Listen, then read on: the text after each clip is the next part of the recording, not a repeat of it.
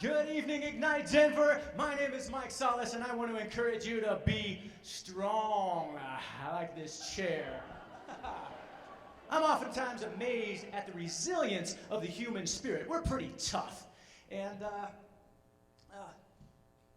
sorry, leg spasm here. And I've been a student of human behavior for quite some time, especially in the area of achievement.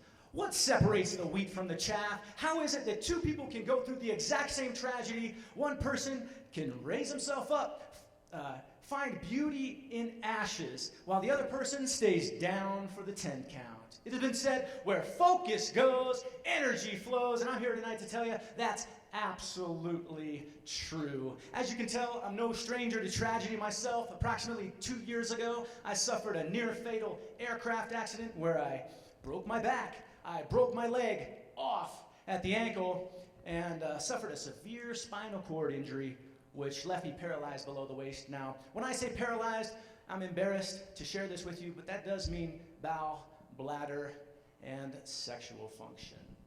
I have a friend who has similar injuries. She refers to it as her zombie half.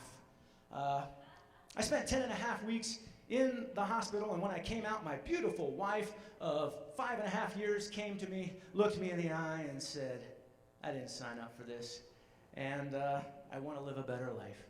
Then, essentially, packed up her things and left me. Where focus goes, energy flows. And where do you think my focus was at that point? Newly injured, chronic pain, jobless, divorced. Sometimes life can be quite overwhelming, but in classic country song fashion, at least I got to keep my dog. Oh, Mr. Ty, crazy lazy. He kept me company all those nights where I laid in bed, no motivation to move at all, hoping I'd never wake up. A friend of mine posted this on my Facebook wall, and my thoughts began to shift. Now let me ask you a question. How many of you know somebody who's a chronic complainer, who nothing is ever right with the world? I call them Debbie Downers or fault finders. Anybody know somebody like that? Yes, lots of hands, lots of hands. Now, how many of you that raised your hands are those people? Not a one. Where focus goes, energy flows. I was listening to a podcast by Sam Crowley called Every Day is Saturday, and he was talking about how people oftentimes trip over their past. And what a ridiculous notion that was, because how do you trip over something that's behind you if you're moving forward? And I realized that's exactly what I was doing. I was taking my past, putting it right in front of me to trip over. I created obstacles where there were none. So thanks, Sam, for that good tip. Back in January of 2014, I had a real honest conversation with God. It went something like this. Okay, God, if you're not going to kill me, if you're not going to let me die, well, then I'm going to get up and I'm going to do my very best. I'm going to do my absolute best. I'm going to give myself the best possible chance at recovery and at life. So I got up. I relearned how to drive. I started going to the gym every single day.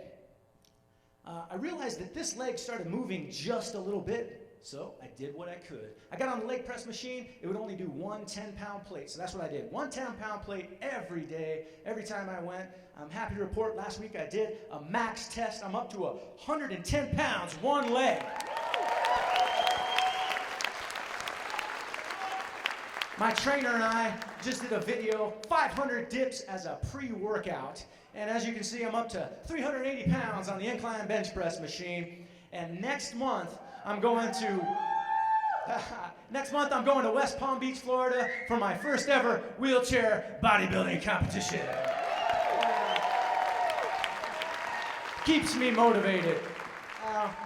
But I didn't come here to say all these things to impress you. I'm here to remind you that your best days are yet ahead of you. Focus and look around. We're surrounded by love, beauty.